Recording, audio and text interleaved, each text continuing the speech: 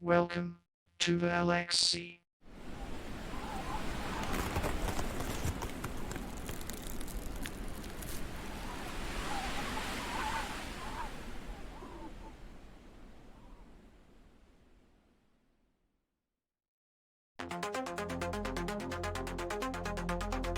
Down in the ramp again, where champions ascend.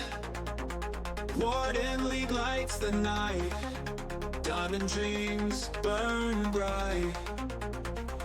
Tournament's heart beats fast, LXC is here at last.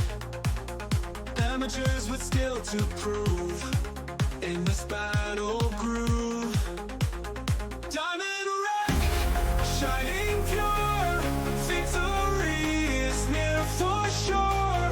In the LXC, I'm here. Come up to me. Got him. I'm gonna push top. Can we stall?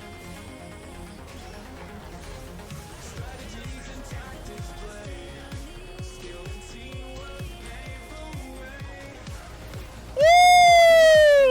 Let's go. Here.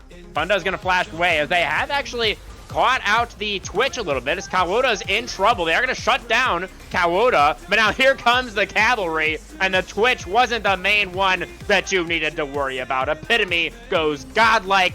A bunch more bodies on the floor for Tilt Apotheosis. Sourcewalker underneath the turret he goes. You're absolutely right about what you said earlier. They do not care about these turrets at all. And now Sourcewalker is looking for that last surviving member. It's only the tank Aatrox that... And I feel like I just want to go back to this play where Sourcewalker took the Raptors over contesting Drake. I think that's going to really bite them in the ass. Charges forward once again. The headbutt pretty cute to get Fish into a little bit of a difficult spot. But the Kled is going to be able to escape from the clutches of Tilt Esports. And now they're going for another little bit of a nap as the health bars evaporate as a double kill. Wow. An instantaneous double kill for Epitome as the Ambessa gets into that back line. Triple kill, in fact, for the Contingent Black mid laner. And Punda, the last surviving member, not for much longer as Epitome completes the ace.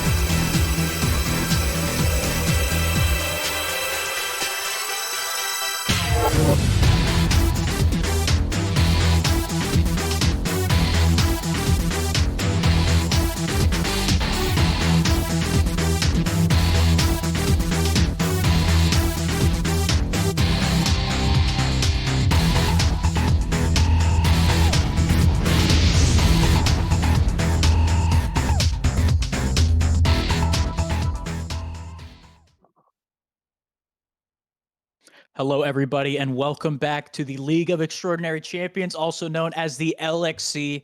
We are so excited. I believe it is week 5 here for the Warden division here at LXC. We're super excited to watch it. The matchup tonight is going to be Contingent Esports Orange, hoping to get that first win on the board, versus MYNT Gaming. They got themselves a solid lineup. I'm excited to be here. Once again, I'm Badger. Super excited. Also, my color today is none other than Mr. Storm. Storm, how is it going? Hello, hello. It's going pretty good, buddy. Played a little bit of Hades, get the mind racing. Really looking forward to this matchup. Hopefully, Contingent can pick up their first win tonight. Maybe see Astro bring out maybe that 63% win rate in Bessa. Maybe. That was the main champion I was looking at over on the side of Contingent Orange, right? That Mbessa was really kind of jumping out to it. The champion is still relatively strong. Also, if your mid laner's chill, he can flex it too a little bit sometimes. So I think sometimes in these lower leagues, they aren't flexing it as much as they should be. I think her losing matchups, maybe like Renekton, Volibear, they stink, but I think you can still get away with it, that it's worthwhile to be able to flex it. Also, other champs I'm looking at that are probably going to be high prio, maybe pick ban here. Jinx, I don't know if I don't think she got nerfed on this patch. She still is very, very strong, especially when you are pairing it with an enchanter. Storm, do you know if Lulu got nerfed this patch? Because I'm saying if that champion didn't get nerfed, I think just Jinx is going to keep going up in the roof and keep going up in prio. As far as I'm aware, Lulu somehow dodged that hit list again, on top of the fact that this is the slightly adjusted version of IE. So Jinx will actually be hitting her 2-item spike a little bit quicker. And I think Riot is kind of fumbling on this one a little bit, just letting this champion have perma reign in bot lane. We live in a society. I mean, I will say though, I'm looking at it. MYNT Gaming is the one who's going to be taking blue side. So just looking at the rosters at hand, their 80 carry is mainly, he plays some Jinx. Actually, he has a 22, 8, and 10 Jinx game in his recommended. He's doing not pretty all right on champion, but it looks like he primarily is playing Callista. I think the champion is super strong, especially if you put the time into it. You are playing for bot lane supremacy, and I think Effie Myers, he's sitting at that E3. He's having to play against, I think it's Goofy. It is Goofy Boy Joe, not Funky. Funky's his support, but I'm thinking maybe they take away Jinx on this B1. Other prio champs, I think Corki. I was looking at the mid laner, and he has so many games on the Corki, the Orianna Storm. I know you were flexing it a little bit too. The champion's really versatile, and I think he can kind of get away with murder a lot of the time. So Corki's definitely at that weird point in the meta where he's never going to take over a lane anymore compared to what they've done. But with how much resist they've still left in his base kit and just the wave clear, his item spikes, his timers, you can never really take control against Corki either. And if you accidentally flip that fight, he does just become quite a bit of a stat check being able to Valk into you if you don't have a response. But I think it's a really good just neutralizing pick that you don't lose a bunch of scaling by taking either. 100%. I mean, I'm just looking at it, and I think right now, realistically, the highest skill discrepancy in this matchup is probably in the mid lane. Anthony, for the side of MYNT, is sitting at Masters, 5 LP. Still Masters, though. While over on the other side, I think Blitz is sitting at D3 with, yeah, he's sitting at around D3. So it's like, it's not the widest range. I will say D3 to Masters is a pretty big jump compared to like E3 to like D3, obviously. But I mean, I still think that that is going to be exciting. Looking at Anthony's pool as well, he's primarily playing, I've seen a lot of Galio as of recent, so I'm thinking that could be a takeaway. Just put him off of that utility mid laner, because like he's Masters, but like I think he's had. It looks like as of recent he hasn't been performing as well as he probably is wanting to. But still, I think a Masters player, regardless, is gonna put some fear into the enemy team. Yeah, I definitely will be interested to see how Anthony pulls out some of these games. Just going through his ranked champions, 100% win rate on the Jace, 67 on the Yone, 70% on the Cho'Gath. I think this team can possibly do a lot of flexes with between their top and mid laners, just trying to put people on different things. Mhm.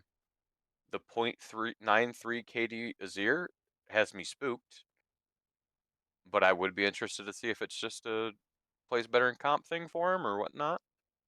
He doesn't have the utilities he needs in solo queue. He's in the team environment. Maybe I'm kind of half joking, half not. I think Azir, like everybody says, he does a lot better in competitive because people play around the bird a little bit more. So maybe that is a champion that we will be seeing. I also think it's a relatively safe blind, other than like there's some of like the main control mages like Talia, Syndra. They both do really well into it, shuts it down.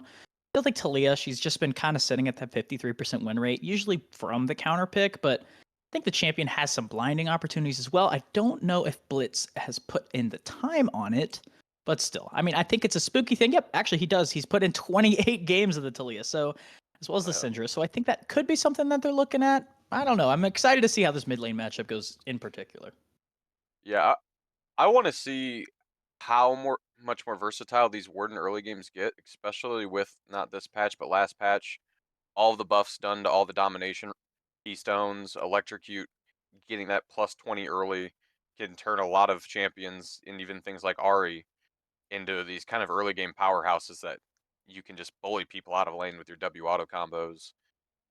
I mean, yeah, I think that champion, as well as I think Aurora, she's sitting at below 50% win rate. I really don't know why. I think she has so much value, especially it just feels like in lane you were doing so much damage.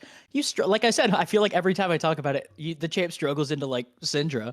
But other than that, she has so much versatility. She can give her jungle so many opportunities to get a gank going just because she can engage from not as far as it was on release, but she can engage from pretty far across the screen. She's got her invisibility. She's got her ultimate. And it is, I love the champ. I'm not seeing a whole lot of games from both of these players here, but I mean, still, I think that could be the option. I think Electrocute's broken, and don't go Dark Harvest on these champions, Storm. We have our little trifecta of mid laners over at New Origins. I think me and you are the only two not drinking that juice. But I am just very interested to see what's going to go happen here. A lot of Galios in match histories. I really would like to see Astro kind of have a standout match tonight, either whether it be on the Mbessa, Aatrox. From even in his match history, it's not been a very proficient champion for him this split, the Cassante. But I know he was comfortable on it the last time I've seen him play. From what I remember also, I think I've gotten to play against Astro Smash a couple times, I believe. I've also remember his Darius. I think Darius is kind of that champion he's kind of underrated right now. I'm pretty sure he's one of the top performing top laners at the moment. I wouldn't say he's completely blindable. There's some, I would say, niche counter picks into him. Like I always throw out the Wukong is a great counter pick. I mean, he's not really played top lane anymore, but I think Darius, that's a champion that Astro really likes to play. If he gets counter pick with it, I think he could be a problem on the champ. That is true. I mean, right now we're kind of just waiting on these bans to go ahead and get started. I mean, we talked about it, right? It's patch day. I think it's 15.4 is the note. Some notable changes. I think Diana was given maybe a slap on the wrist. I saw she was still doing pretty good when I was looking at tier lists, but we'll have to see in a second as the bans have already started. And the Mbessa is immediately ripped away from Astro. I mean, I think it's solid, right? It has that flexibility. Astro's put in so much time on it. Another solid ban is the Callista, right? We saw that, I believe it is, which AD carry is it? I get my names confused every now and then. It's Myers, has put in so much time on it, has a pretty solid KDA on the champion. So I think it's a good ban, as Jinx is that next ban coming out. I don't know, Storm, I did my homework before, and I'm 3 for 3 at the moment on these bans. Yeah, I'm not gonna lie, I don't like the blue side Jinx ban. Oh, yeah. I feel like with how strong this champion is, if you're on blue side, I feel like it's one of probably the most blindable AD carries in the game right now. Not a ton of things you lose to. But we also see Contingent respond with the Skarner, and then immediately MYNT gets rid of the Corki. Big Corky. The one champion that I think has slipped through that I was maybe expecting to be banned is the Orianna. Blitz has put in a good amount of time. I think he has almost 85 games on the champion alone this split. Let me just double check that really fast, because that is an interesting stat. Never mind, 62. I'll give him that. It's not completely 80, but still, he's pretty proficient on the champ, sitting at about a 55% win rate, which is good when you're getting that high up in games. And Smolder is actually the last ban here from the side of Contingent Orange. Yeah, and I don't know why the Smolder ban. I feel like even with the crit changes recently, it hasn't done much, but MYNT putting really high value on the Volley Bear for the first pick. I think that's kind of crazy a little bit. I mean, it has the flexibility between top lane and jungle. I just think right now there are a lot of champions that can kind of cause it some commotion. One thing that I'm looking at here, though, is Orianna pairs very well with Volibear. Right? You are just giving him the speed. He's just going to be running in. He's going to be charging in. I forget the name of the ulti, but you know, he's going in with the fist. And it's just, you have an Orianna ball on top of it, and you are going to be getting so many guaranteed combos that it's really tough. But Caitlyn is the response from Contingent Orange. They aren't going to be choosing to go with that top or jungle blind here, just to make sure, hey, that Volibear can be flexed. We got to be a little careful. And I'll be interested to see if they just try to match the jungle into this Volley Bear. I don't like Viego as a matchup. I feel like Volley Bear is one of the very few like AD bruisers who actually outstat check Viego in mid game, just due to Volley Bear having his own innate healing and shielding. Mm-hmm. But I feel like if this team gets pretty tanky off these next two picks, this game can get really hard for Viego to kind of fish for these resets. Yeah, absolutely. I mean, I still, like I said, I'm kind of harping on it. I think Orianna is a champion that is okay to be blinded here. Looking at Anthony's pool, he kind of has some stuff. Maybe Azir if you're feeling crazy, but Jhin is going to be that answer into the Caitlyn. I think it's solid. You kind of want to match that, the scary range that Caitlyn has with just a good overall safe AD carry that is Jhin. He's going to be doing a lot of damage, especially if this Contingent Orange roster is a little bit squishier. And when you're paired with potentially that Seraphine, you have a little bit more oomph in the tank. Yeah, I feel like unless you're gonna maybe take the Braum to try to shut down the Seraphine ult and start giving yourself some peel tools, this MYNT comp is gonna have a lot of dive that can make this mid game really hard if you're behind. Because Seraphine ult's just gonna get ripped as Volibear sprints at you to extend the range into the Volibear crash down. And instead they go with the Nautilus to try to say, hey, Seraphine can be in the game, but she's coming out of this lane 0-3. I mean, I think it's not a bad idea, right? You're just basically saying, hey, we are going to try to dominate this lane and we are going to try to dominate it hard, right? I think that is kind of the angle that this team is going with. We saw that Goofy and I think it's Silly were their names for the bot lane here. Let me see. Let me double check. I can't do it. It's Funky versus and Goofy. I apologize to you guys, but I think this is a bright spot of this team, right? And I think it's not a bad call to go for this strong bot side. And we're seeing as a response, they're going to be banning out some weak side top laners here. They're calling it out that Volibear's going in the jungle. Yeah, I feel like you almost have to put Volibear in the jungle, especially when you're going to pick it this early. It's nice because you kind of hinder people from like blinding a pretty illegal top laner on 4 here, just because the bad picks that Volibear just kind of runs down, he hard runs them over. And I feel like you're forcing them into having to blind this mid laner. And for MYNT, who's looking to have Anthony be able to take over these games, this might be the play, is to force them into saving this R5 for Astro Smash. Mm-hmm. I think that is probably the angle that they're going to go with here. I think, like we said, there are a lot of champions that can kind of mess with the Bears. It's Anivia as that last ban. That was something I didn't see. I think maybe Anthony is known as an Anivia player. Just gonna do a quick check. Yeah, he has a little bit of time on the champion. I also think it kind of messes around a little bit with what your plays. Yep, that is his highest mastery. It's not an awful ban. As Syndra is gonna be the final one. Make the champs a little bonkers. Maybe if you're throwing your E into a bush, you can get punished. But other than that, I think the champ's a good ban. Yeah, I mean, Syndra's just kind of like the mid laner, the Syndra and Orianna, the staples of this game since their rise to glory. But I think here, if you're Contingent, yep, you take Yep. a safe early mid laner like the Ahri, something that's mobile that can get away from the Seraphine ult, Jhin ult, and the Volibear dive, as well as being able to follow up on these Nautilus hooks and hopefully just be able to pop one target for this Viego reset to start taking over fights. I think it's really good. I will say there is a little bit of heavy AP. Is it actually gonna? We're getting haunted by it. There's no Mercy? way that's. Is it actually the pick? He's here. I was gonna say Talia, but it's actually gonna be Kaisa mid into the Ari. That's. Holy. I think it's. I don't know how it plays out realistically because I think if they go hard in it, Kaisa can survive a lane, right, and get to that point where she's just going to be an artillery missile with that W spam with her AP build. It's really, really spooky, so I think that's an option, but I think Viego Ari can put on the pressure as Sejuani is going to be that final lock-in. Usually you'd expect it jungle, but the champion can show up top lane every now and then, so I guess it's still technically a flex. I was gonna say this is unironically a pick I'm pretty okay with here, just because the things Volibear loses to, Sedge can nullify, and the things that want to try to starve Sejuani out of the jungle, Volibear beats. So you're kind of stuck between a rock and a hard place of like you have to just blind a generic strong champion here, and you can't just pick for your matchup. And with 0 seconds left, we see the It's Renekton. the R5 Renekton. It's a classic. Tail O's time. I think it's not bad here, right? You think of that strong, reliable champion. The Gator always shows up on the mind.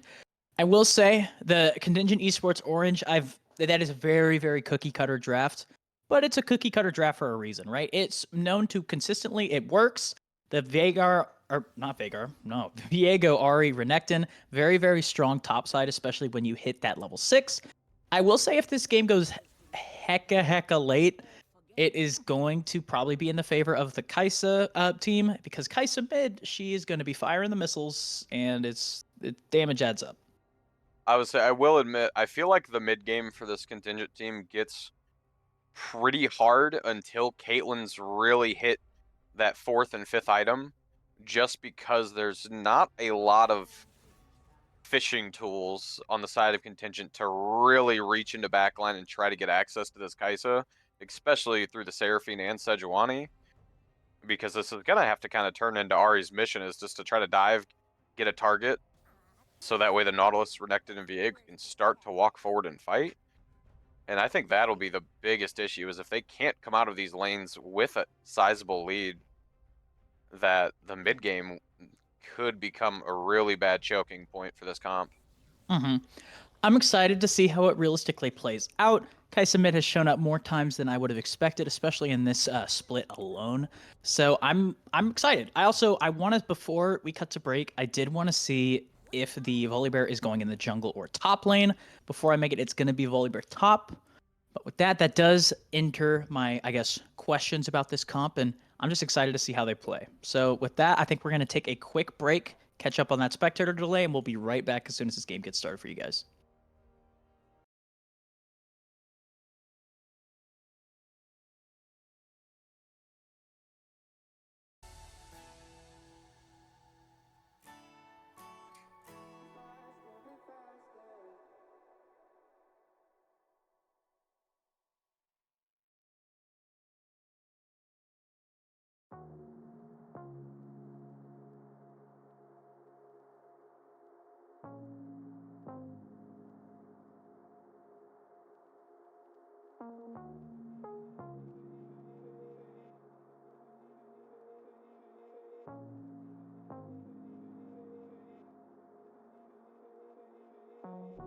Mirrors on the wall, staring back at me. Stranger in the hall, frozen by the scene. Portrait seemed to fade, he lost his centerpiece. peace. Can't recall his face. I hope he'll rest in peace. Haunted by my mind, victim or the prey. Everything is fine. Take me to my grave. Bury me alive, keeping me astray. Hard to say goodbye to who I am today. Everything is fine. Take me to my grave.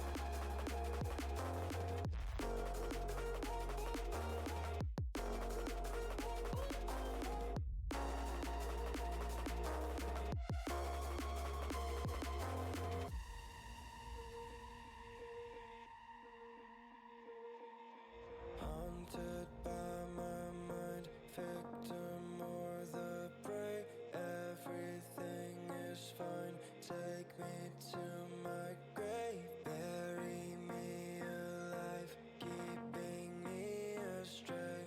Hard to say goodbye to who I am today. Haunted by my mind, victim or the prey. Everything is fine. Take me to my grave. Bury me alive, keeping me astray. Hard to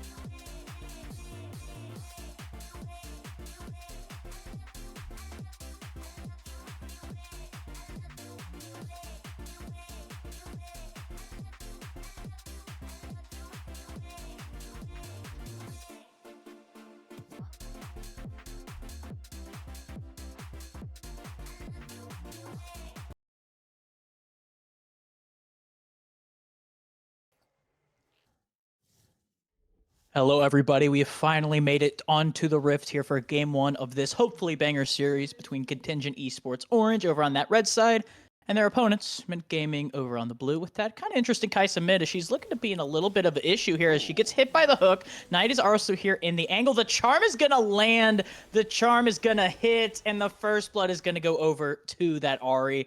Already a pretty spicy one here.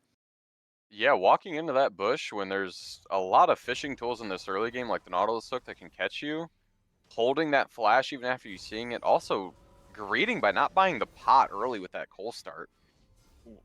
Ahri being able to get this mana crystal level 1 is going to have a lot of extra pushing power in this early game to try to choke this Kaisa out.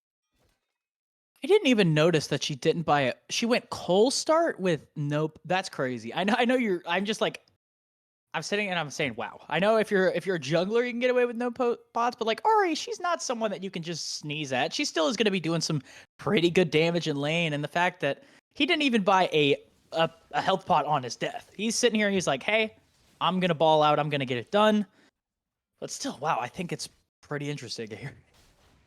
Funky trying to fish with that hook off that first wave.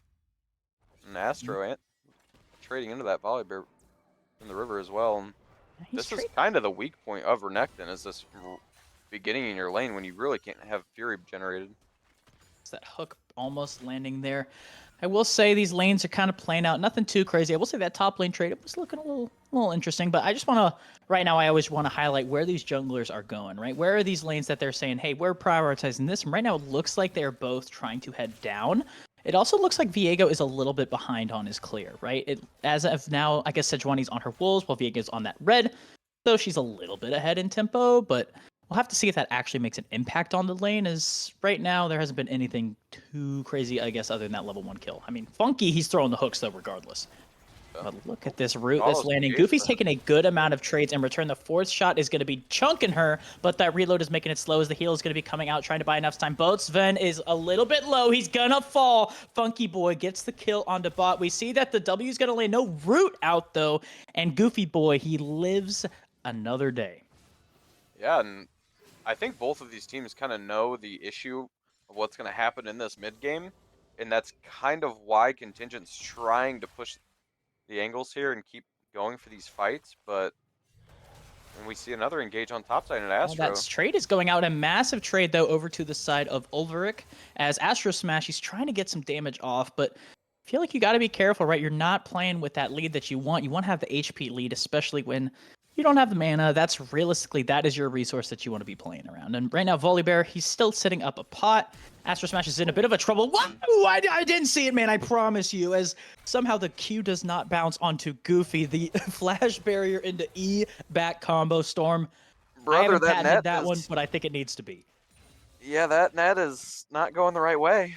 Shaco is not in the game. You will be okay. I mean, I think hey, we're starting I to see some of the jitters. guess it happens. It is that Jitter's first game of the day, maybe, for these players. But looking at it now, we see that Ulverik, he's going in for the Q. He's not. I thought that might have been an angle for a dive, but you got to be careful. Look at the Ahri and the Viego kind of looking like they're sneaking around, maybe trying to see if they can get some more pressure onto this Volibear. But right now, every time I feel like I cut up top lane, it looks like the Volibear is having his way with the Gator. Yeah, and that is kind of how this matchup's going to go, especially early on when both your junglers are pathing away from you. Volibear just not having so much more early pressure on this wave with that passive and being able to bully Renekton off from generating the Fury. Renekton really needs that Fury to try to take these trades into the Volibear, either in being able to break the shield or being able to have your double E to get out of that lightning strike. I mean, it's always going to be tough here, right? We're seeing he's already down a 10 farm, which is pretty sizable at this point. The gold lead is actually favoring the other side, though, so not bad. As look at Knight. He's kind of hanging out as Astro Smash is pulling the trigger there. He's going to be getting that stun out. The Call of the Week is landing. We're trying to get some stuns in return. It's a good flash there from Ulverik to make sure he does not get hit by the Viego. He's able to live, as it is a flash burn for him, so Astro has a little bit more breathing room here. Yeah, and I think this is kind of the issue you're going to see right now is the Viego's really far behind tempo in the Sejuani. Sejuani is now up a camp, has that base before him, It's going to be a little bit less gold going with the Bombies. While our Viego Look picks at the hard root that bounce. just lands here in the bot lane. It's a good trade coming out. That fourth shot is being prepped and ready. Jin does not have Ooh. flash, but he's in range. Goofy, you can't walk back in there, man, as Boatsfin is going to fall on their end. Now, meanwhile, cutting over mid, Kaisa is able to get a revenge kill over onto Ari. I wish I saw the beginning of that play, but Goofy, you've been living up to your name a little bit right now. I want to see you lock in. Yeah. Holding that flash there when that Jin's walking at you too, you have to know that he doesn't have it and you do. But Bear getting kind of beat off this trade with Renekton having 6. Yeah, A he's little getting- worried about the he's- dominance being popped. I guess so. I mean, you're pretty much full HP, so you don't have too much pressure on you. It looks like at the moment, look at Renekton. He is kind of potentially pinched with Sejuani being in the area. The E is going to land. I think he has that second one up and going, so he's hanging out. He's chilling. But right now, it looks like the objective is going to be going the side of MYNT. With Viego, he's still, like you said, behind tempo a little bit. He's maybe up camps, but objective side, it is going the way of MYNT right now. Yeah, I think another good thing to pay attention to here is this Volibear build. We're not going to see the Roa into Quick Blade build. We're actually going to go into this tank build, whether that's going to be the Frostfire Gauntlet or whatnot. I think that's going to give him a lot of extra dueling power into this Renekton in the mid game, forcing the Cleaver to come out and cutting down on some of that early game damage that Renekton's going to have in these fights by limiting his build. Yeah. Renekton is at that point where he's trading. He's going to be dodging out on the shield that's going to be coming down, that lightning strike as it is known. But, I mean, yeah, right now, this is kind of where Renekton, he's feeling a little bit more happy about himself, right? That Dominus is such a strong ability, right? Gives you that automatic fury, but you got to be careful, right? You're on that level timer. Is just going to be there hanging out, making sure that no shenanigans happen. I see, we're on it, and we see the Dominance has now been popped. Cocker is fully procced here. He's playing into Grasp. This could be the angle that Astrospats needed just to keep this going out. Volibear still has ultimate, though, so I'm not expecting him to be too scared at the moment, especially when he munches down like that. He's getting so much HP. So once again, it's just a trade, and Ulrich, he's hanging out. I feel like every time it's happening, the trades are going. Ulrich is getting the Grasp procs. And looky there, nothing ends up happening this time. Caitlyn stuck by the Jin root. Jin with the 4th shot. Stuck by the root. That 4th shot is not going to be able to land like they want it to. Actually, he lands it. It doesn't matter. Actually, no tower shot there.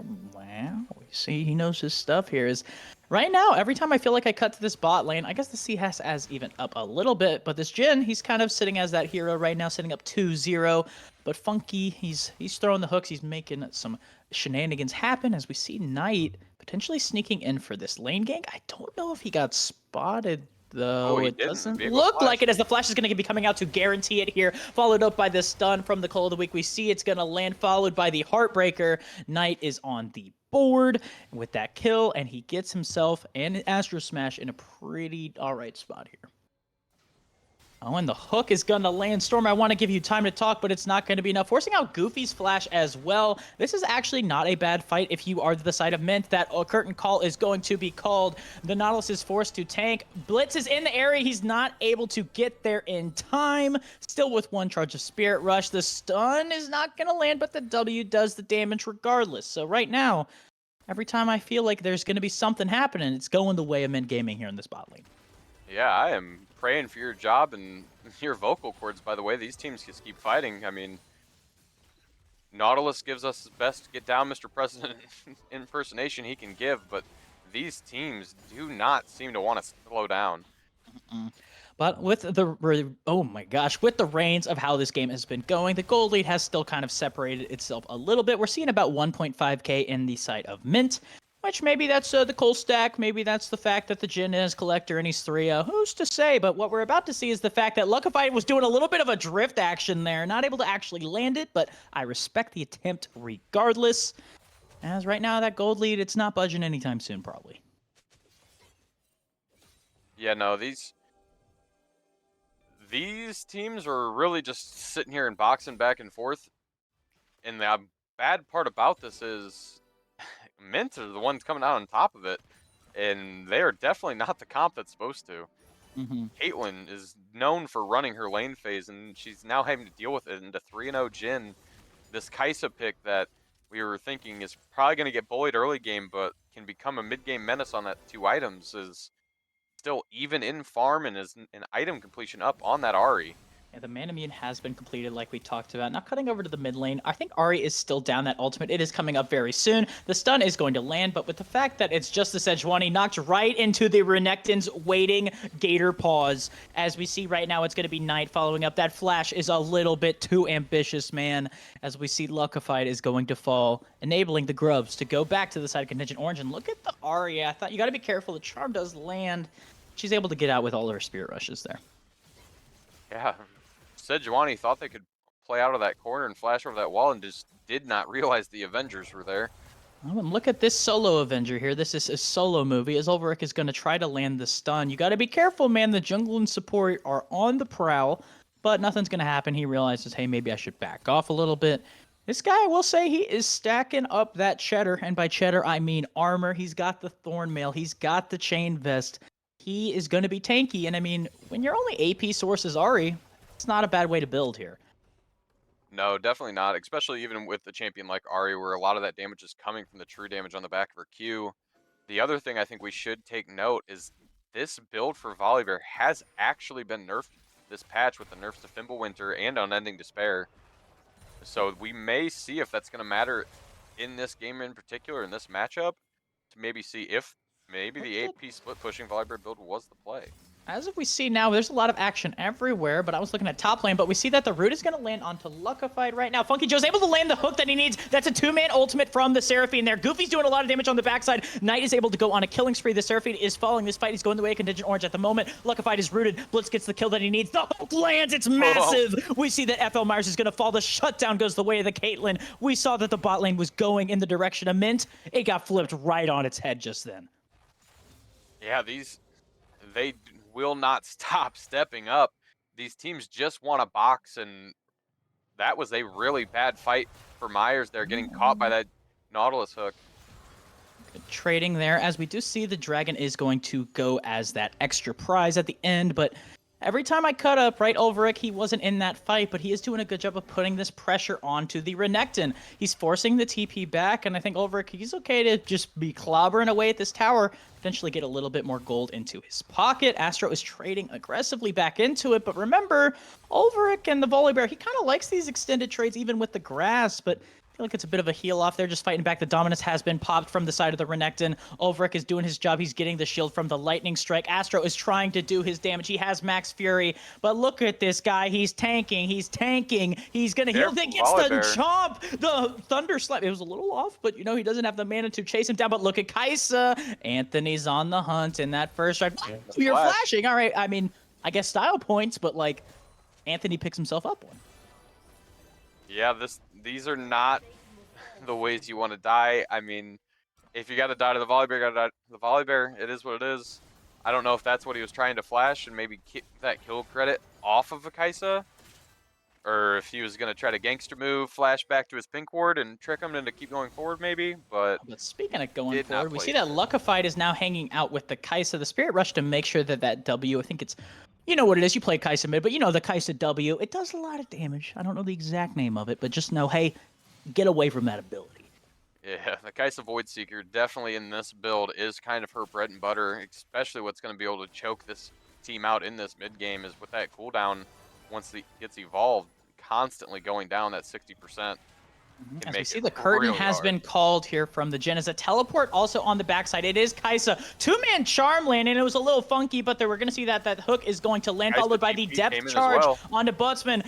Pfeffy Myers, it was you flashed and you helped your team. I mean, it didn't work out like you wanted. Oh, and Butsman almost gets hit by the Caitlyn Q. Not enough. Meanwhile, cutting up to this top lane, we see that. Is that shield going to be landing? It does. It's enough. That is a massive heal. 500. The Heartbreaker is going to make it tough, though. The return kill goes the way of Luckified. It is the jungler versus jungler. He is down a level here. The stun is going to land. There isn't a whole lot of return damage, but you're taking tower shot, Knight. You got to be careful. I think this might be a bit of a troll, but he's sitting on his passive. As every time I cut away, it's going to be enough. Oh my gosh, that's 400 gold. The Kaisa goes in. Anthony, he's saying, hey, this pick is good. I have 6 stacks of Dark Seal, and I got more on the way.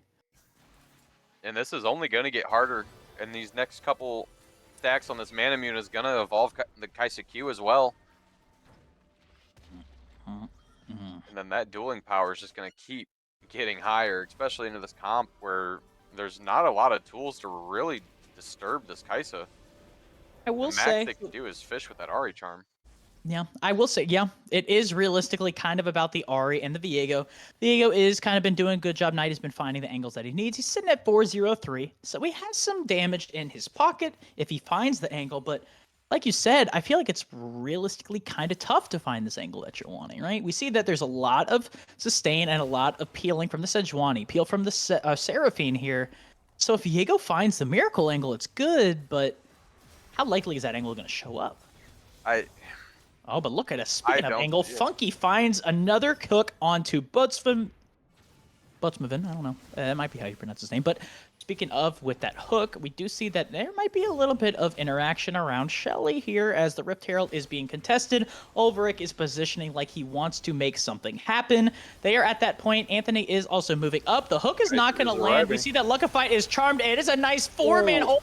This is going to get caught by the fourth shot. Anthony is in the backline, though. He looks to find Goofy. The flash away is going to make it tough as the W does land. Funky's next to fall. There he goes. And right now it's just Astro Smash. The Gator's going to be falling soon. He blast cones away, but it's not going to be enough. Maybe. He's stalling it a little bit, but that curtain to make sure that he falls. He's buying time. Oh my gosh, are you just going to be dodging? Okay, nope, not this time, as the ace is going to go the way of MYNT Gaming. Yeah, and I think this is kind of what we were preluding to earlier, is this comp. It is so hard to get any kind of engage off, because even if you do engage, the only good targets you should ever be in range of is the Sejuani or Volibear. And then if you go on any of them, you're just going to eat a Seraphine ult over the top, and then Kaisa gets to play free reign with that W, just throwing it into your team. And with your comp, she doesn't overly care who she hits, she just needs to hit. She needs to hit, and I mean, she has been hitting right now, right? 6, 1, and 3. Already has that Ludens and almost the full Muramana upgrade here, as Knight is potentially looking to get some of that vision on his side, but the side of MYNT, they say no, no, no. And I mean, just looking at it right now, right? The Jhin and the Kaisa, these 280 carries, we were expecting them to be struggling here, and right now it's just going all the way of MYNT. I'm just wondering, what is the way that they want to get back into this? Maybe it's this Volibear who's getting caught out here by the hook. The depth charge is going to land. Goofy's doing as much damage as he can, and he's able to get himself one in return. So not too bad. Yeah, it definitely does suck to lose the Volibear there, but MYNT is trading that Dragon, and immediately Contingent's going off to the Rift Herald and trade. I think if Contingent can get this off, maybe they can use it to try to stall out for the next drag to get pressure on it, but at this point in the game, I honestly don't think MYNT overly cares much about Rift Herald. I don't think so either. As I mean, we look at it, that Rift Herald is something, but what else is something is the fact this Kaisa is up 2 levels already onto this guy, up 30 farm.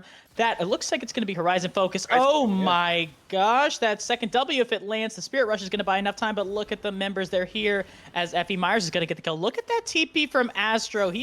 I know there's the TP there, he's forced to flash out, actually, Anthony is, but they're trying to make a play happen as the Dominus is popped. I think he did it just to spook him, as they're here just going to run away this time.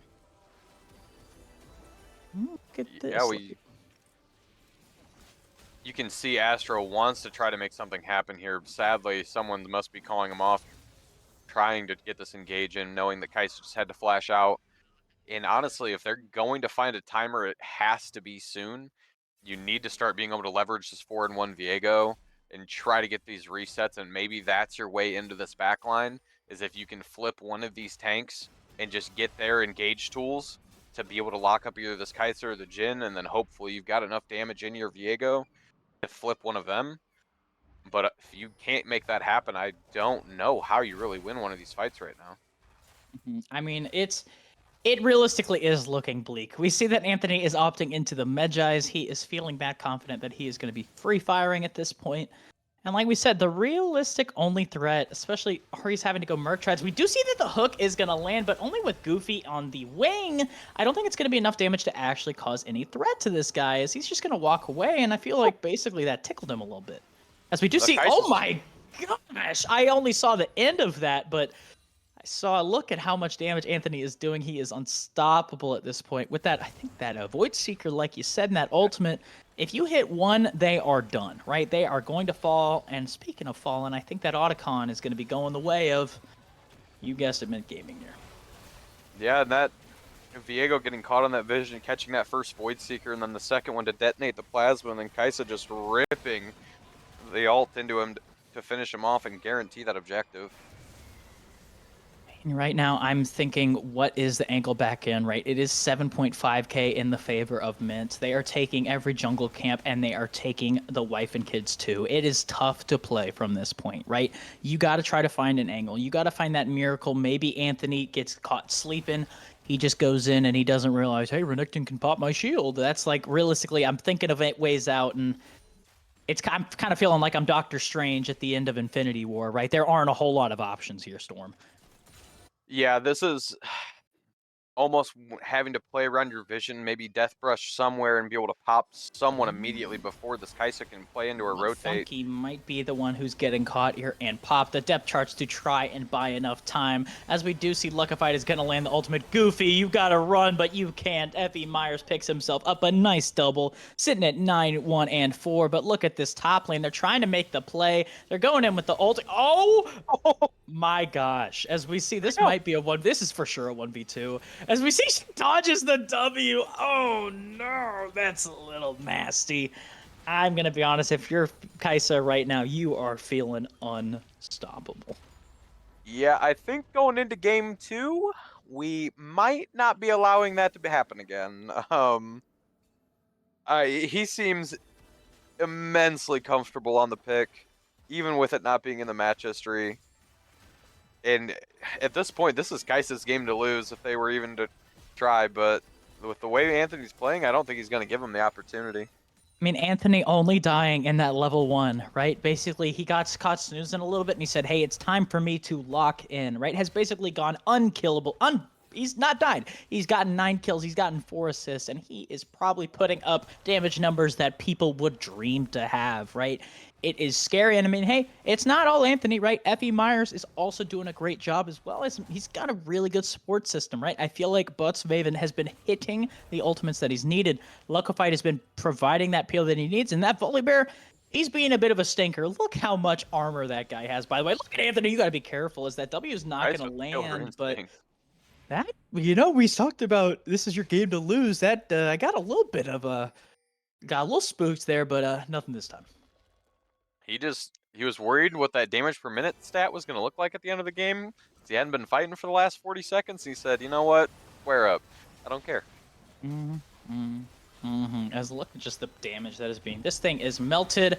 I think it is. It's not the soul as it is Cloud, so we didn't even talk about it, right? We've just been so much action that's been going on, but that favors a Jhin. That favors basically this entire team. As we're seeing right now that Rift Herald has been summoned. I feel like I forgot about this thing existing for a while. Is it going to charge? It's close, but it does go off, so there is a little bit of a glimmer of hope. Meanwhile, we see that the root is going to land.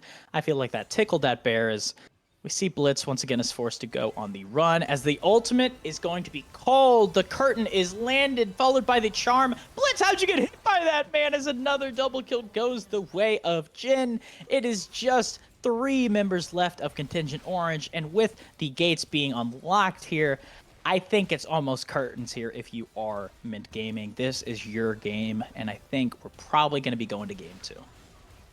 Yeah, I think going into next game's draft, maybe we pick a little bit more scaling so that some of these aggressive picks can't just kind of take over, as well as they just need to slow these lane phases down.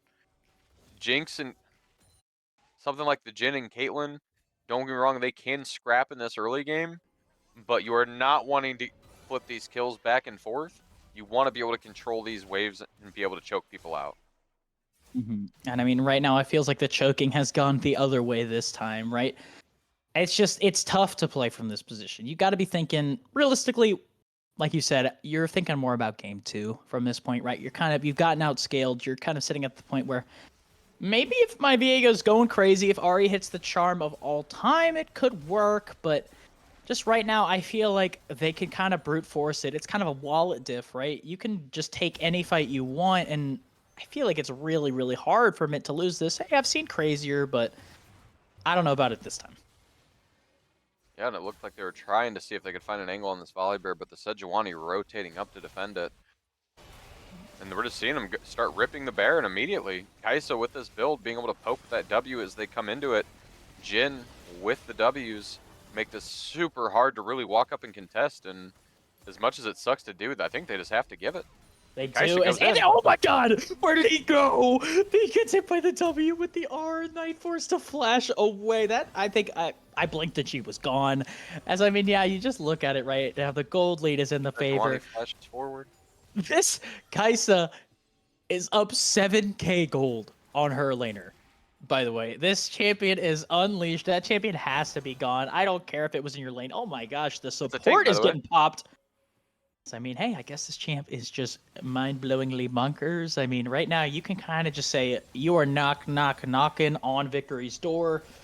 You got the angle that you need. The Oliver towers have been Stormbringer. shut off by Ulrich. This is the fight they need. The charm is going to land on the bear, but it might be for naught. Anthony goes in. He's legendary. He could be caught. He gets stunned, forcing to flash away. That's a triple going over. It's actually double. Never mind. The triple not this time as the bear takes it.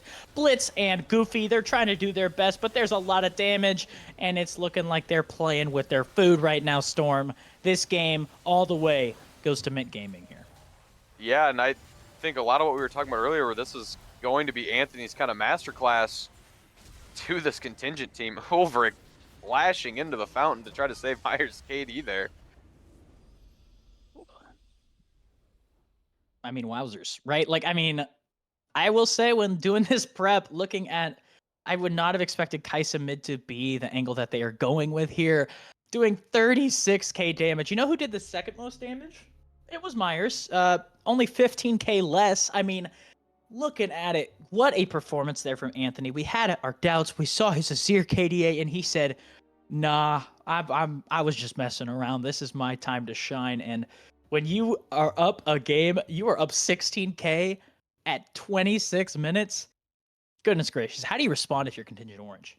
Yeah, Kaisa coming out of this game with the 20 KD with 620 gold a minute by the end of this is just an insane stat line. I think going into this, you either need to drop this Callista ban, the Skarner ban, or even Smolder. One of these three needs to change. There is no way you allow him to touch this champion again, unless you really feel like you just have the counter picks prepped to deal with it. Something like maybe the Lissandra or a Malzahar just to play shutdown on it. But honestly, I don't think a lane counter is really what's going to save you against this pick at this point. A lot of the issues is that it got ahead a little bit in lane, and then as soon as those evolves started coming out, Kai'Sa's just ripping Killer Instinct onto people in Fog on repeat. Mm-hmm. I mean, I think if you're going to drop any bans, I don't know if Smolder got affected in the patch, but I do think he's not that strong realistically. Also, just looking at the prio picks, I think that Kalista and Skarner should stay. I think you should replace that Smolder with the Kaisa. If maybe Anthony just pops out a Smolder mid and he does the exact same thing, just with a different 80 carry, hey, I'll admit that I'm wrong. But I mean, I'm just looking at it and I just think that Kaisa champ, it has to go, right? Because I think a lot of times also when you look at these kind of more niche mid lane picks, as well as just niche picks in general, you know a lot more about the champion than the enemy does. I know it sounds dumb, but like you know the limits of your niche champions, and I can promise you, it didn't seem like Blitz knew what he was going to be able to do into the champion, and she was able to get away with murder. It felt like a lot of the time. Hmm. I will say there's a couple other different issues in this game as well. Really feel like this was Contingent's comp to really go and try to make plays with this Viego and just early game this Ari. I don't know if it felt like it had to start trying to roam bot to try to bail Caitlyn out of the early lane, but in doing that, they just free-handed this Kaisa the keys to the kingdom and allowed it to play its lane phase for free. I really want to be able to see Contingent give themselves better go buttons, safer engages where they don't have to throw themselves in and just kind of coin flip the fights when they're not in the gold leads. I'd also want to say on the side of MYNT, as good as this game was for them, this was the Anthony show. And that is the stats show it, the gameplay showed it. If you're Contingent, I think you really start to try to play into trying to set some of these other players behind, like Yolvrik, or even the bot lane as well. Like we saw it early, the Jhin was kind of stepping out of position sometimes, getting caught by that Nautilus hook. And these are punishable things. And if Anthony's going to keep kind of going on this tirade, it sucks, but you might just have to weather the storm of Anthony being Anthony here and try to get your lead somewhere else. I will say, I will give a quick update. I talked about that Smolder being that dropped ban. Looking now, I got a little bit of insider information looking at some stats. Apparently, Anthony has gotten this Smolder twice already. He has a 100% win rate on the champion with an average KDA. He's gotten 12 kills on average, 4 deaths, and 5.5 assists. So, I'm guessing that is probably why this champion was banned. So maybe it is that Skarner that gets let through, right? Luckified, he had a great showing on Sejuani. Probably have a good one on Skarner, but like we said, you got to shut this guy down. He's super, super proficient, it looks like, on these AD champions. Also showing games on the Azir, like we talked about. The Jace, the Akshan. He's kind of playing a little bit more of the funky stuff mid. Cho'Gath as well. It's kind of been slept on. He's put 10 games on with 70% win rate. That could be another angle that they're looking for here. I think you gotta shut him down, and I'm gonna have to see how they respond here in this draft to see if it's possible. Yeah, I do agree with you. I think you definitely dropped the Skarner ban. Not only has Skarner been kind of knocked down a little bit in the last couple patches, as well as a lot of his core items have all gotten tagged for kind of being on that list between Heartsteel, Unending Despair. A lot of these like Giga Tank items have all been knocked down.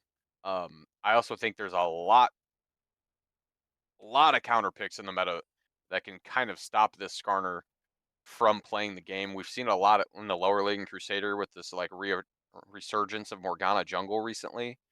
And I think if you're Contingent playing into this, you cannot let him have these champions again.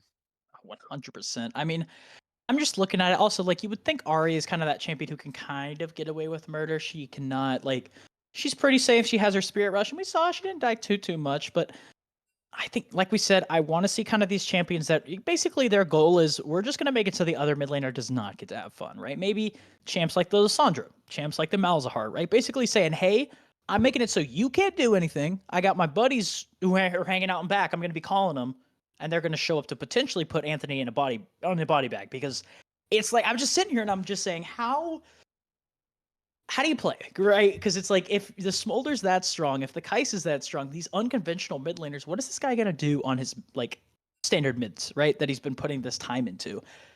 It's tough. And I mean, we've just been glazing this guy nonstop, but I kind of think it's deserved. It definitely is. If I'm Contingent here, a lot of what you're saying, like he's kind of popping off on these non-conventional picks, and a lot of what you were alluding to earlier about just the matchup knowledge. I think even if he's a better Azir than he is a Kai'Sa, I think you'd rather play into Azir just because you know the limits that this Azir can push you to that you obviously did not know that the Kai'Sa could. Mm-hmm. And I feel like that can at least slow down this game. Another option I'd like to maybe see is maybe Contingent goes with some of these more versatile flex picks. The one that immediately pops out to me is possibly the Diana. If he's going to keep playing these hyper aggressive, low HP target range characters, something like being able to flex that Diana from jungle to mid could be a huge power point to them. Because I'm a little bit of a Diana mid enjoyer. Diana mid is a bit sleeper. I probably should put a little more time on that, especially with those, I think, adjustments to kind of make her a bit of a better mid laner. I need to read my patch notes, guys. But looking at the draft now, we do see that Mbessa as well as Skarner over on the other side of the ship, we maybe thought that was going to get let through, is still on that ban list, followed by Corki. He's a bit of a stinker. And Blitz, he's shown a good amount of time on it, proficiency. So just getting rid of these strong flex picks here is pretty strong for MYNT.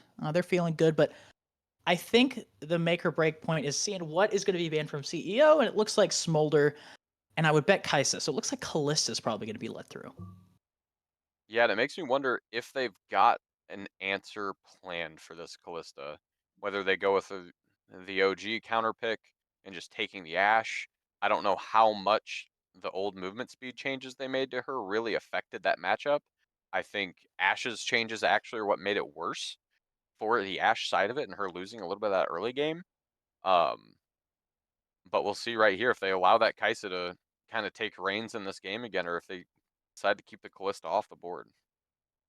I I've seen crazier. I'm hoping it's the Kaisa ban just for the sake of the side of Contingent Orange here.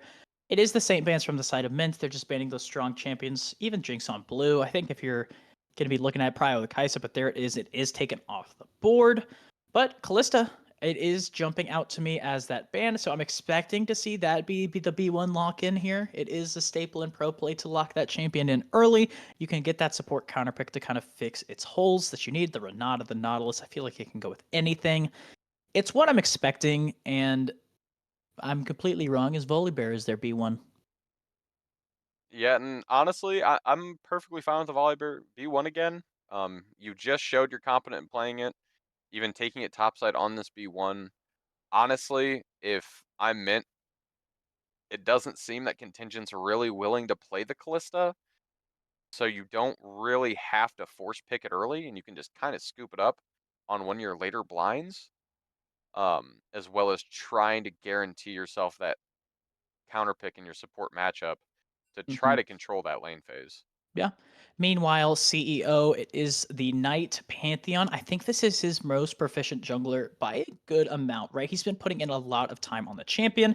It has kind of risen up recently as a pretty strong jungle option. It also has a lot of flexibility, right? It's one of those legendary champions that kind of has the quadriflex, right? He could go into the solo lanes, he can go support if you get a good matchup, but with just knowing this team and looking over their OPs, it's feeling like it's jungle, as Lulu is going to be locked in, making it so, hey, I got the scary hyper carry enabler, the bully, and I think it's really strong. I think it's strong. I don't know if it's as strong this early, though. Yeah, I think this is definitely kind of giving away immediately that this Pantheon's going jungle. Obviously, could flex to one of the lanes, but a lot of what you're saying is its rise in priority in the jungle recently with the items that it's building, things like the Cleaver, Sundered Sky, just being all really good at 2 and 3 items to spike for this champion. Um, I feel like picking the Lulu here blind is a little sinful, just because Lulu can lose to a lot of these poke heavier lanes like the Karma and Caitlyn we see locked in on the side of Mint. Yeah, I mean, we saw how proficient it was. The bot lane of Mint was that game. Maybe it was Goofy and Funky doing a little bit of some evil things down there, but still, like they were able to win that lane with Jhin and Seraphine. They got an early advantage that they needed. And when you're playing a pretty hard, aggressive bot lane like this Caitlyn Karma, it does punish that Lulu like you're talking about. I'm expecting them to lock in that hyper carry, and they're going with the Kog'Maw. So they do have some late game assurance, right? The Cog Lulu is always going to be a threat, but are you going to get through the Kate Carmeline? We'll have to see. Yeah, that is definitely the issue with this. Kog'Maw did get tagged a little bit this patch, losing damage on that Q. Don't get me wrong, that's really not the part of the Q for Kog'Maw he normally cares about, but I feel like right now they're at this very weird position where you either need to start drafting yourself a little bit more frontline and survivability to be able to keep this Kog'Maw up in fights, just because Cog's going to be permanently getting chunked out by this Kate and Karma, especially in the lane phase, Mhm. that can really make being able to take over fights later in the game with this Lulu even harder. Yeah. Meanwhile, looking up what the rest of these bands are going to be, we see the Cho'Gath. I used to think it was for the top laner. I found out after doing some digging that is one of Anthony's pocket picks. Is Amumu is that follow-up band here. I think it's pretty solid. It gives you a little bit of shutdown for the Cog. Just the Curse of the Sad Mummy. It's pretty big. It's going to land a lot of the time, especially if Lulu gets caught too. But over on the other side, just banning out some pretty stable mid metas right now. Orianna, Aurora, not bad, but we're going to see if it is going to be a blind mid. If I am CEO here, I blind Astro. he didn't have the best performance, obviously. He put up a fight for sure. And I think that you see that this Volibear, it's probably going top lane. So I think it's realistically top lane pick here. Just give the mid laner, give Blitz his angles, his Syndra. Gonna be locked in. It was banned last time, but it's freed. Yeah, I think I do agree with you. I feel like this probably should have been top. And maybe they could have played this cog flex. Obviously, with the Lulu, you need that hyper carry anyways. But that could have at least opened up a little bit of more room in this draft. But my issue with this is you're saving R5 for top, but in reality, let's be honest, this Volibear is probably just going to get chucked topside again and say, hey, you're going to weak side William this. As we see the Sejuani is relocked again. That top jungle, they're being locked in there saying, hey, we were proficient on it last time. We'll be proficient on it once again. What I'm most excited to see, though, is what is going to be Anthony's response into this Syndra. We kind of call it, not realistically, but it's a hard champion to counter sometimes unless you're playing some wacky things. But we've seen that this guy will play some wacky stuff and cause some commotion on it regardless. Oh my. Is that Silver Are mid? we playing Sivir mid? I think that, I mean, if it's Caitlyn mid, I'm having war flashbacks. I'm expecting it's probably Sivir mid, just getting that spell shield pardon my language, reliability for just that QE that's coming out from Syndra. I think it's not bad. Also, just having 280 carries to potentially be able to chunk through this Kog'Maw is not a bad option. But Jax, I do like that as that counter pick. It's good into the Volibear. It does good into this double 80 carry style. But I mean, just looking at Mint's comp, that comp has so much mobility with the Karma, with the Sivir, with the Volibear. He's going to be running, he's going to be charging, and it's just like, once again, it's tough. And I think, I mean, this Anthony guy, he'll play what he wants, and we're going to have to see if the Sivir pays off for him. Yeah, I'll be interested to see if this is just the standard Sivir build of full crit, or if we get maybe a little bit of extra AD in there, some lethality, playing for boomerang poke into the Syndra. But a lot of what you were saying also, like, it is super hard for this comp to really try to catch Sivir out, especially in the early game. Just being able to protect yourself with that spell shield into the Syndra, or even being able to run out from that Pantheon. You're either putting yourself in a situation where Pantheon has to burn that flash to even put pressure on you. But I mean, if you're burning flash, it is just the quickest spell shield of all time. Everybody's like, oh, Sivir mid is weird. I would say that about almost every other mid laner, except for the guy who just showed how good he is on 80 carries in this mid lane. Maybe it doesn't have as much mobility as the Kai'Sa does. Kai'Sa's a little bit faster. I guess, well, late game she does. She's fast. But, like, she's going to have to walk in place. She doesn't have to blink. She doesn't have that momentum with the killer instinct, the invisibility. So maybe that is an angle they're going to try to go for the punish here. You can't spell shield both that stun from Pantheon and the stun from Syndra. So maybe that's their way into it. But just looking at the way the comps are now, I'm kind of just re-emphasizing it a little bit, but the speed and just the ability to kind of control the pace of the game, it feels like it's going to go the way of MYNT, right? You have the Cog Lulu that is your kind of like, oh, we have Exodia, we're going to like play for late game. Sivir Caitlyn, they're going to be able to match that. They have the range that they need to get some damage off, get the pressure. So I'm a little nervous here for them. Yeah, the thing here is, even if MYNT falls behind, this team has nothing but wave clear to stall you out. And especially if Kog'Maw goes into his normal like hyper carry build, the Cog ult isn't gonna give you that much pressure to really put on something like a Sivir Caitlyn, especially with Karma Shield being able to cover a lot of that damage. So even if Contingent does get ahead in this early game with this Pantheon pick, how ahead do they need to actually be to really start punishing something like this Sivir Karma Caitlyn that can kind of just delete waves in your face and not care what you have to say about it? I mean, we're going to have to see if this Cog Lulu are going to be able to find that angle that we need, if they're going to be able to get accelerated. Are they going to be able to bounce back in this series, or is MYNT going to be able to clean this out 2-0? We don't know yet for sure. We've said our theories about what these comps are going to be, but we're not going to know until we get done with Spec Delay and we hop into this game for you guys.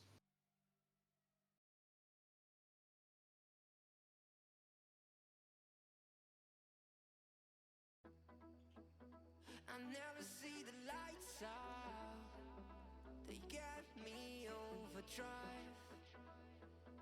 Fancy on a fast car. This is how you make me feel.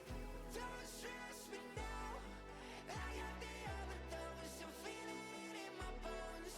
And if you say that I'm lying to you, these habits are killing me. I wish I could fall asleep. The problem is you.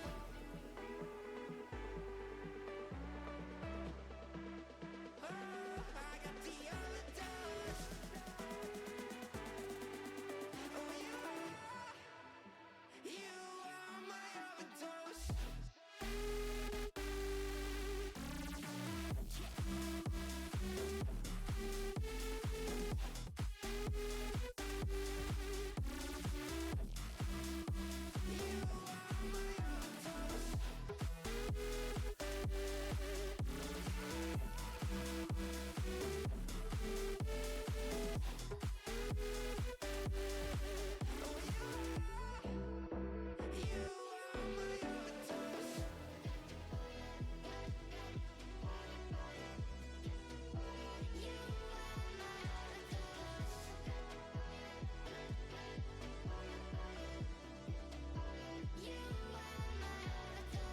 Oh, hey, baby, I'm calling for you tonight. Come on, baby, I'm falling for you tonight. I'm not safe here, I just wanna feel alright without you.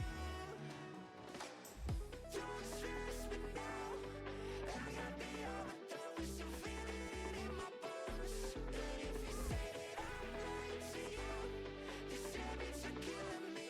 I wish I could fall asleep. The problem is you.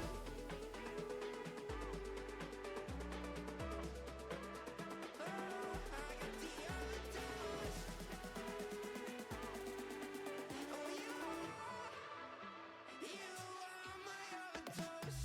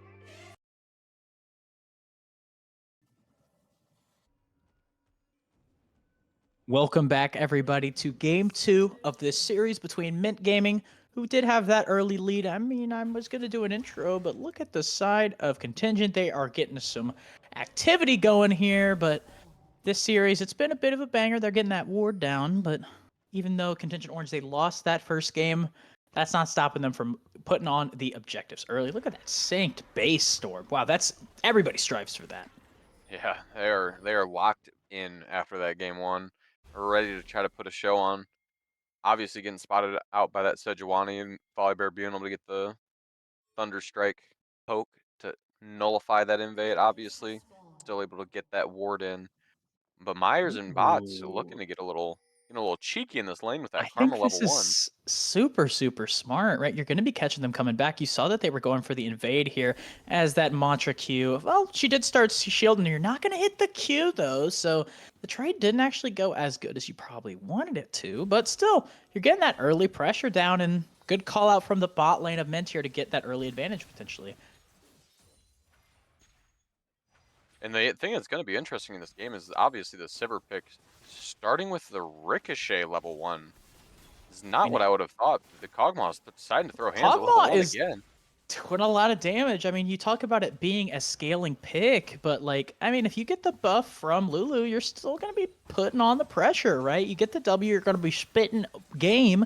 Right now, you're spitting a lot of damage here. And look at it once again, right? Anthony going cold start, no pots. He is no fear Shakespeare. He said, hey, you saw what I did to you level 1, and now game 1, we talk about it. The level is advantage. You're holding strong here. They don't care that they are a level down. They are throwing hands. They are fighting it out here. Now cutting over topside, we see some trading, but that's not going to matter as the level advantage ended up paying off for them, and it ended up actually not being as favorable of a trade as they probably thought it would be.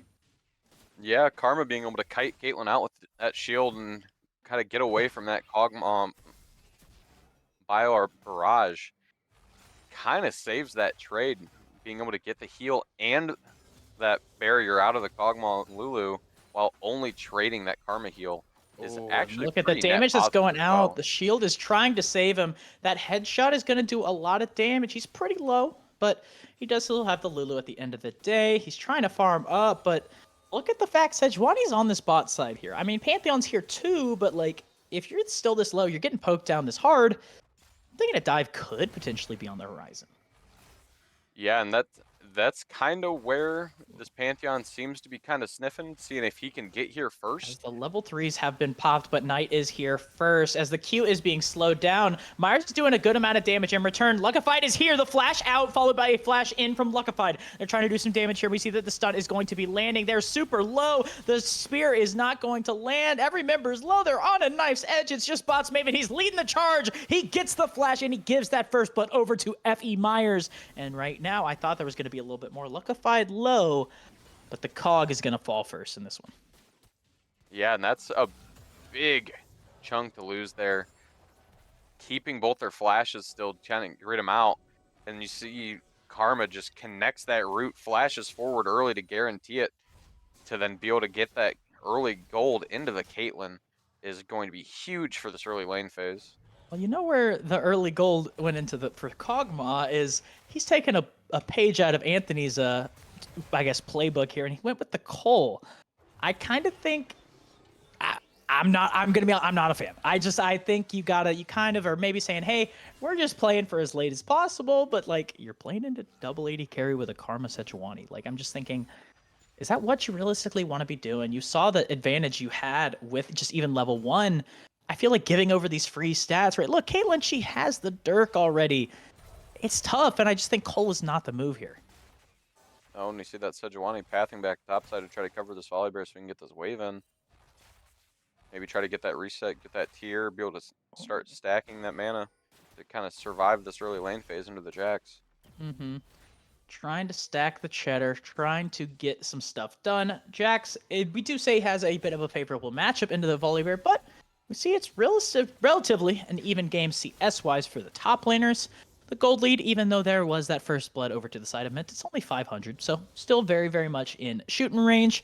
As we do see now cutting over mid, I guess the gold lead because of the Cole is slightly like 5 ahead for Sivir, but Syndra, she's holding on right now. She's doing a good job, but I think if you are this team, you want to try to punish this bot lane as much as possible, and the mid lane as well. Yeah, we saw it earlier. Either Sivir just didn't have the spell shield for that Syndra stun, but with Syndra being at level 6, Pantheon still having flash available, I think you need to start looking at aggressive options with this Pantheon pick to try to get these kills kind of flipping Some on your aggressive side of the options map. are happening bot lane as Goofy is forced to flash array. Goofy boy, you are in a bit of a pickle here as we do see the level 6s have been popped for these top laners here. The counter-strike does land, but a stun followed right back up by Ulvrich. He's forced to jump away. Ulvrich is on the hunt. The lightning is not going to land this time around, but looking now, I'm looking potentially at the Pantheon. He's in a bit of a little sneaky spot. He's trying to find the angle that he wants onto Effie Myers and Botsvaven. Storm, we're going to be getting some action here in the bot lane, and there's action top too as Astro, he's getting the counter-strike, forcing it out, and Astro gets the solo kill in return. Meanwhile, down in the bot lane, Botsvaven is taking a lot of damage. The Pantheon's able to get the kill. Effie Myers, he's running for the hills. The Knight is tanking some damage, but it ends up only being a 1. But I guess if you consider that top lane play, a 2 for 0. Yeah, that is exactly what Contingent needed in this game. The Jax being able to flip that dive around with the counter-strike stun. That Volibear Stormbringer does not turn that turret off for very long in this early game. I will be interested to see if Jax goes into that Triforce here, or if he maybe goes into that more Iceborne tank build that's been popping up. It's looking Obviously, like with the nerf, it has hurt it a little bit, but I think it's definitely viable in this game. I think right now it's looking like with those long swords, it's probably the Trinity Rush. The item, it's gonna sound dumb. You ever consider an item to be like just a fun item to buy? I always find that Trinity was that. Maybe it was the old top laner in me, but still just looking at it, especially with the fact you're getting an early kill in this counterpick matchup, you kind of are a potential bright spot, right? You are that angle. You have the counter-strike to go through the auto attacks that these AD carries are going to be throwing out later in this game. And so I feel like, hey, maybe you want to put on your carry pants, and Trinity Force is maybe the first step in that direction, but looking at this now, Goofy Boy, he does not have flash in this situation. He's choosing to turn it around. Funky Boy's trying to get some damage in return, but look at the damage that's coming out from Effie Myers, and Anthony sneaks in. I didn't even notice he was here as Funky Boy is now on the hunt. The Luckified, he hits the ultimate. The Glacial Prison lands, and Anthony with the nice little boomerang is able to get himself a twofer. But look at the Pantheon now cutting over mid. It is all action here in this game. I think I said that game 1, but right now it looks like Ulvrich is running for the hills. The counter-strike into jump combo is not enough, but look at it. Blitz is here to get to the kill that they need, and Astro's able to pick himself up 1. He's got himself a shutdown, and he's got himself 2 kills. Yeah, and that's a good trade for the side of Contingent, but at what cost to just keep eating these plates into this Caitlyn? If I'm Mint Gaming here, I'm perfectly fine with that trade. You know, maybe the no pot strat is the move in this mid lane, as Sivir already has her Essence Reaver in this lane, right? The Cole just followed by the first strike, just followed by getting the double kill. That is an accelerated AD carry. And I mean, I just feel like we saw Blitz was doing a good job in this lane. How did this... Lane. All right, you know what? I don't know how that happened, but I'm glazing Anthony too much here. This is being a pretty good response here. It does go over to Lulu, which is a bit unfortunate, but still, that's a good way to get potentially back into this game, make it more competitive. As right now, Funky Boy on the Lulu, the champion, I think is a bit of a stinker, so maybe that is the angle they need. But look at Anthony right now. He's on the hunt. Funky, you are beyond dead. I think it's you. You ain't got a chance, man, and you're running away. Luckified does take the kill. I don't know if that was intentional or not. Probably not, but Anthony, he's okay to just take himself an assist. Yeah, the Sejuani said, you know what, your 20 KDA last game, tone it down just a little bit. Not everyone needs to think you're the hero. And maybe it's my time to get a little bit gold. And it's able to take that kill. Sivir is able to rotate mid and recatch your wave. And this really just feels bad that you're having to deal with Sivir being this accelerated against your Syndra. I really would have thought with this Pantheon's Syndra early game that they would have tried to set him at least somewhat behind.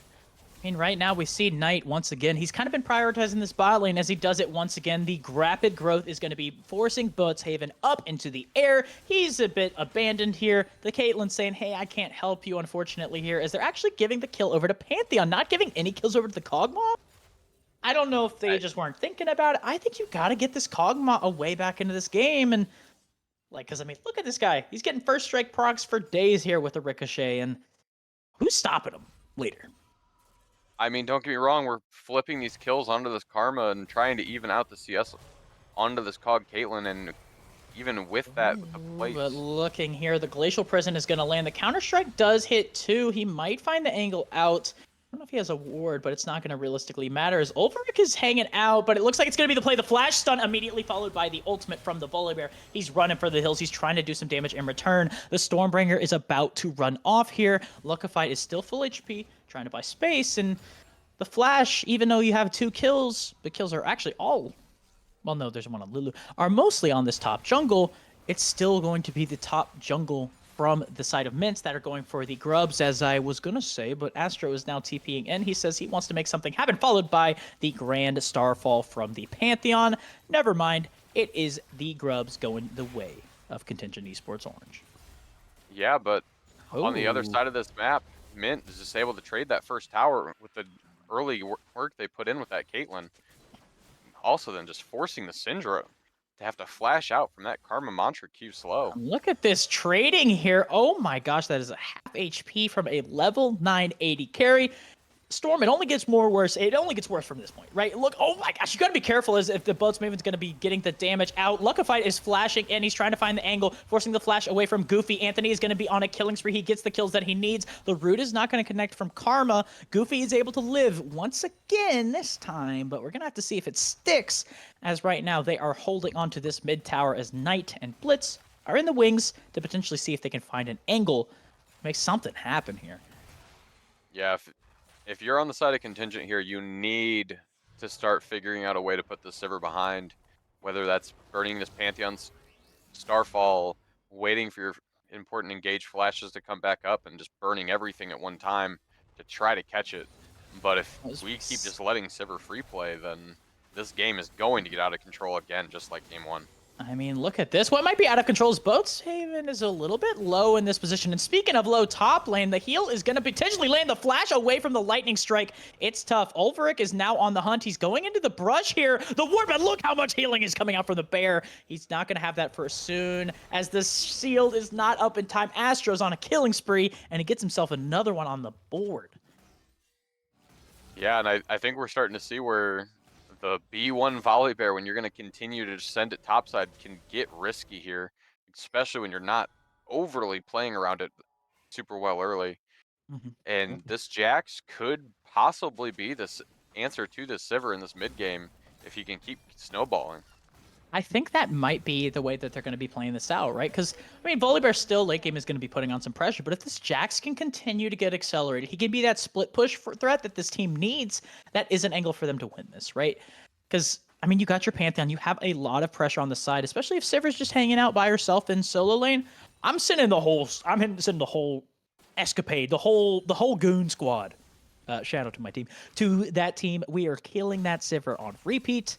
But, I mean, hey, Anthony, he's kind of been grouping and finding the angles that he needs to get the free farm on side. But, I mean, yeah, it's a lot on to Astro Smash right now to find the angles that he needs. Yeah.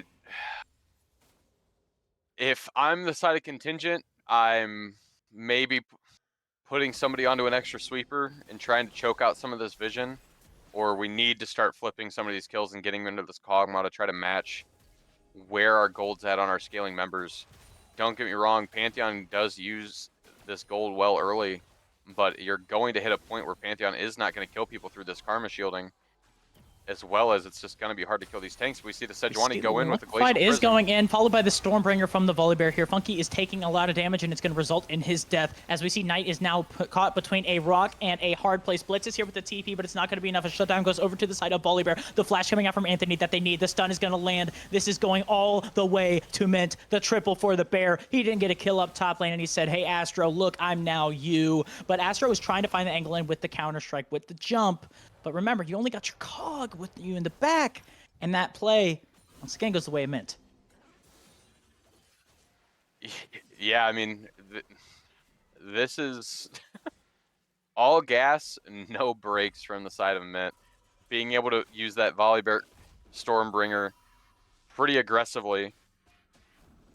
We're also seeing the issues of things with this Pantheon is Pantheon has to be able to be the aggressor. Pantheon is not great at withering and being able to peel for these backlines, even with that the shield and the E being able to soak damage. Sadly, he's just a champion that if you're playing on the back foot, if your people you're playing against are that much ahead of you, they will just run past you and deal with it later. And I think we're starting to see that as Anthony's now not only catching these midways and sideways, he's also starting to eat some of these Sejuani's camps, saying, hey, you've hit your one tank item in tier 2 boots. These are mine from now on. Low-key, I mean, that's basically all you need if you're Lugified, right? We saw what Anthony's been able to do with his gold. He's already on his Flicker Blades, I think is what it's called. Rest in peace to the name Quick Blades. I like that one better. But still, like, you're seeing it right now. Anthony is farming up, so maybe this could be an angle that they need to get these plays. But Lugified is leading the charge here. He is Polymorph, but it's not going to be enough. The Polymorph is doing some damage. You see the Hugify is going to be landed out. Funky does fall. The Kog'Maw's not doing as much damage. You are ulting a full HP Anthony boss. It's not going to be what you want. Astro's on the retreat. They're so low. Boatshaven's doing the damage. Effie Myers flashes forward. The slow from the Cog. He's firing out the sludge. And it might be another kill, but the blast cone is going to make it so Astro's able to get out this time. Hold on to that nice shutdown he has. Yeah, and on the tail end of that fight, Sivir, realizing she was out of it, peels off and crashes that mid wave and then peels off to bot lane. I mean, MYNT's just playing every side of this map, crashing every wave. They are leaving no room for Contingent to misguess and make the wrong decision on responding. Otherwise, they are just going to keep bleeding. Yeah, I mean, right now they are doing the work. They don't even need Anthony in these fights, right? That fight that they just won, that was without the Fed Sivir. I'm just wondering what happens when this Sivir shows up, right? She's sitting at about, 3k gold up, just from her kills and I guess that first strike and just the goal, and it's just, it's the whole shebang, right? You just look at it and it's yikes. Like, it's kind of all on Astro Smash, but also with the fact that you're sitting with the Fimbulwinter Frozen Heart Volley Bear. This guy's just saying, I'm gonna go tank, and like, what are you gonna do about it? As the carries, we're seeing Effie Myers, Anthony, they're doing enough damage, and you got to counter-strike, but I don't think you're going to be counter-striking enough to get through all of the damage that's coming this team's way. As we see now, Funky is on the run, and it's going to be nothing this time around. And I'm not going to say it's BM, but what is Sivir building? Are we going to see Heartsteel Sivir? Is that actually what that builds into? Is that not like Warmogs or something? I actually don't really know what that item is. It's just HP Both of those stacking. are options. I don't think if Heartsteel Sivir shows up, I think I'd not want to come to school tomorrow at the end of the day. Like, I'd be telling people that. But like, you got to be just sitting here thinking like, you don't want to be getting it. I think honestly, you have the damage to be going for these plays. So maybe you're just like, hey, I can go tank. I can do whatever I want, right? My Caitlyn's doing a lot of damage, but look at the Grand Starfall point blank. I mean, okay. I mean, I guess that is the angle that you need. Ulrich's just going to run away. He's Stormbringer's out. Knight is trying to make something happen here. But meanwhile, over in the mid lane, we see that Rift Herald has been spawned. And Ulrich, he's able to get out the blast cones. It is that Kim Tech Soul. So you get those extra plants around the map. And Knight, what are we doing, man? You can't be using your ulti like that. Yeah, especially in that kind of situation when you're already almost running melee mode into this volley bear, the time you're going to use to charge up Pantheon ult to send it, you could have just walked at him, brother. You could have just walked at him. And maybe, hey, you use that Grand Starfall when he goes over the wall with all those blast cones. But yeah, that's probably not what they're thinking about right now. They're probably thinking about the fact, oh my gosh, look at him. He's just jumping in. And he's got to be pretty careful here. He doesn't have that Stormbringer. And we see 3 members. They're actually pushing. This could be an angle that they want. As we do see, they are firing away at this tower, and that's a good amount of gold, right? The outer turrets, or inner, I mean, they do a lot here. And so I think it's not a bad call, as it looks like they're just going to continue leading the charge. Are we getting a base race storm? Is that what I'm seeing? I mean, they definitely do already have the head start in it here, but Volibear has more than enough wave clear with that passive to really just eat away at these waves. But we see Ulrich starting to fight Astro. Astro is low on mana in this fight. If this gets prolonged, very low on mana. His side. I would say normally this goes the way of Jax, but with the fail flash. Did you see something? My eyes were closed, but regardless, we will be seeing that the side of MYNT, they are going to be starting up the Otacon with the fact that Ulfric is buying time. And I mean, we see that Knight is the one who's maybe in the area. He does not have his ultimate up after that potential botched, I guess, botched play over in that top side, but it's going to be going the way, and it's the flowers. How is it the flowers? It's only 16 kills. I guess they've been continuing to adjust it, and there's just been a lot of damage in the game. I mean, I don't know. Also, you see that Storm Surge item? I don't know how you feel about that Storm Surge item on Syndra here. So, if it was any other version of this game, I think it's correct. But we somehow fulfilled the prophecy of Heartsteel Sivert. Maybe he knows some tech we don't. Maybe the Ricochet procs the charge. I wouldn't think it would. But maybe he's just saying, hey, I want at least one tank item that's going to give me just a little bit of damage. That also says, hey, the Syndra Execute will never hit me. Yeah. I mean, I guess, hey, you're this far ahead. Might as well build tanky. I mean, like, you're doing a lot of damage, and it's crazy. It's crazy to think about. As that Storm Surge is going to be getting a lot less value. As Anthony, he's just basically saying, "Hey, I dare you to go for this fight." Knight is going in. Anthony, you might have bit off a little more. Never mind, he's so freaking fast. Did you just see that? How did he get away? But he just used the flash, he used the ghost, he used the ultimate there, and he's just running for the hills. And he's got himself a nice little Heartsteel proc as well. Yeah, this is kind of what we were talking about earlier. If there's ever a way you need to get into this game, is burning these flashes into the Sivir and trying to catch her when she's not going to time that spell shield correctly and try to just insta-pop her. But we're also seeing and it looks like this Kog'Maw, he's putting up a fight, but a fight was not to be had this time. He's just trying to clear wave with his passive. Blitz is now the only one defending. I think they took a little bit too much time on that bot lane play.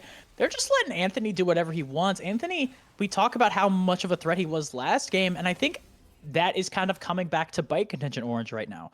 Right? They're putting so much pressure on trying to do a lot of pressure to this guy, and he's kind of just soaking it up. He's laughing at it and saying, hey, I'm going to let my team win this game for me. Even though I have Heartsteel, even though I have so much gold in my pocket, I got a reliable team, and they're going to be able to get this done.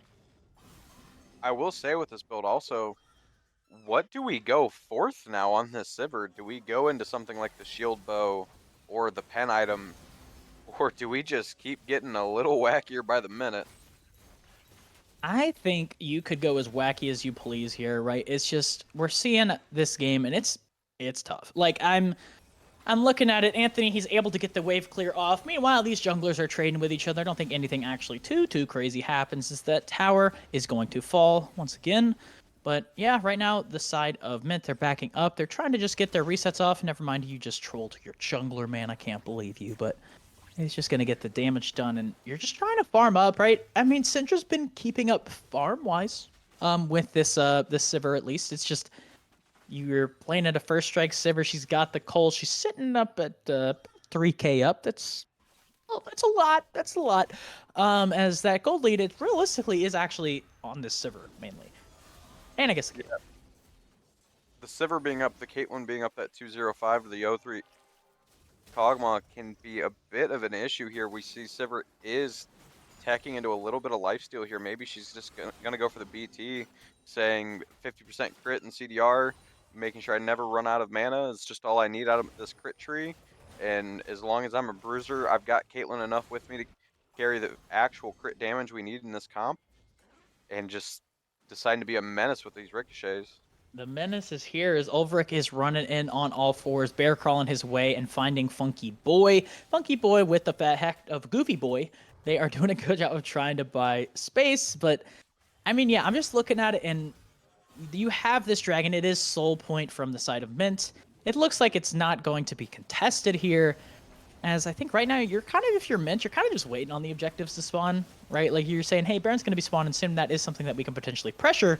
But what is being pressured potentially is this this mid wave, as we see all 5 members are going in. The ultimate is popped by Anthony. They're trying to move in, and they're moving in now. That's a good stun from the Syndra, and we see Astro is TPing in. They are leading the charge, and they're leading it now. Astro is here. This could be the angle that he needs. Funky Boy's taking a lot of damage. Astro gets this 2-man stun. It's going to be a potential angle here as Effie Myers is leading the charge. It is too much gold going over to the side of MYNT. I call it here. It is a wallet diff at this point. You're trying to make the hero play Astro, but it ends up being a clean ace. Actually, wait, no, Kog'Maw lived somehow. I don't know how he got out of this one, but I mean, That wow. should just be game. These death That timers are at 40 seconds. Kog'Maw, the lone survivor of that fight, but Sejuani still has flash. Karma still has flash. If he doesn't get dove here, I would be impressed. I think a dive is on the horizon, followed up by Luckified leading the charge with that flash, getting the stun off. There's a lot of damage. Actually, I mean, the AD carries are hitting tower like the good AD carry and mid laner should be doing. They're calling it here. It's a GG. The mid laners, they don't need that. We're playing AD carries now. And right now, this was a clean series and a statement win here for MYNT Gaming. Yeah, these mid laners on the side of MYNT decided to say, you know what? We got tired of seeing mages in bot lane. What if we just bring the Kaisa and the Sivir back to the mid lane and just sit here and not let you play the game? Obviously, the standout player from this team on the side of MYNT being Anthony, that 20 KD game 1, followed by the 12 KD on the mid Sivir in game 2. Myers also being a very standout performer in these games. This was kind of a masterclass on pick your comp and play to what you want, and don't let the other team kind of derail your vision of how you want to play this game out. I mean, I feel like the vision was always in Anthony's mind, right? He knew his game plan and he played it pretty dang well, to be honest, right? We saw basically he died one time and it was to a level 1. This guy, he basically almost had an uncontested game. They were not able to find the angles that they wanted to shut down. It felt like he was always able to find those roams, able to get the kills, and it just felt like Blitz, he was kind of just hanging out and he's saying, "Hey, I'm here too, guys. Like I'm trying to do something," but it felt like it was the Anthony show as well as the Effie Myers show, but like that is a statement win. Call it a bit of a slobber knocker, right? That was tough. I mean, it wasn't as bad of a thumping as it was game 1, but like, I mean, wow. I think if you are other teams in Warden here, you have to be on the radar of this mid gaming roster. Yeah, I mean, this was obviously just a strong performance all the way around on for this team. Anthony obviously being this standout player. Um, I wish I had a little bit of insight into like why we're building Heartsteel, but if his entire vision is just, hey, as long as I'm tanky, they can't flip one kill, then I'm protecting my KDA for the stats, then more power to him. But I would agree with you. I think this MYNT gaming roster with this kind of performance is definitely a team to be paying attention to in Warden if they're coming up on your schedule. I will say it's not all fire and pain for the side of Contingent Esports Orange, though. There were a lot of good showings from some of the members on this roster. Specifically, Knight. I feel like he didn't have the best show in game 2, but I feel like game 1 he was kind of that light in the dark there for the team, as well as Astro Smash. Right, he had the most damage in that game 2. Actually, he was throwing hands and he used that counter pick well. It was unfortunately it wasn't able to end up in a win, but Astro Smash coming up from Crusader to Warden, I feel like you're not completely down in the dumps about how you performed today, so it's always an angle for you to look up on. Yeah, definitely Astro was kind of the light in the end of the tunnel for this team in these games. Game 1, obviously the Renekton pick not playing out as well as he thought. Personally, in my opinion, that's not a great matchup for the Renekton, but it is definitely playable. And in game 2, just kind of asking for the reins and taking the R5 Jax into it. Jax is a very strong counter pick into that champion. But at the end of the day, if the junglers aren't paying attention or aren't pathing for your counter pick matchup, it can be hard to really push that to its extent, especially with something like the Sejuani Volibear, who in early game, if they catch you without that counter strike, you are just going to get perma stunned, and it can just kind of throw your entire lane phase, even with your advantageous matchup. Mm-hmm. I mean, but with that, it was a fun series to watch for sure. I mean, I've seen the Kai'Sa mid, I've played against it, but I mean, looking at that performance as well as the Sivir, we saw a lot of interesting picks here. I mean, I'm excited to see what the rest of this Warden season is going to be looking like, especially when we get into those best of 5s, seeing if these champions, maybe some more stuff is going to be coming out. We look at it, right? That guy's getting banned off Cho'Gath. He's getting banned off Smolder. What else is he maybe going to have in his back pocket? But regardless, thank you guys so much again for watching this series. This is the, I guess, last match of the week. We'll be back, I believe, on, well, I guess Sunday for the podcast. Storm, you're one of the key members of that there. But We got like to have any? some fun, throw some community questions in there, give us some stuff to talk about. Obviously, we'll go in a little bit more in depth on this match and some other upcoming matches, but y'all should stop by, hang out, give us something to talk about. Heck yeah. Once again, Storm, I appreciate getting to cast with you, as well as myself. I'm Badger. Just to say, if you're joining in, we appreciate you guys, as well as we appreciate the LXC for getting to host us. But once again, thank you guys so much for watching, and I hope you guys all have a great rest of your week, and you get rested if you get the chance. If not, have a good rest of your time. I don't know. It's up to you. Yeah. Thank y'all for tuning in, and maybe see you Sunday with the podcast.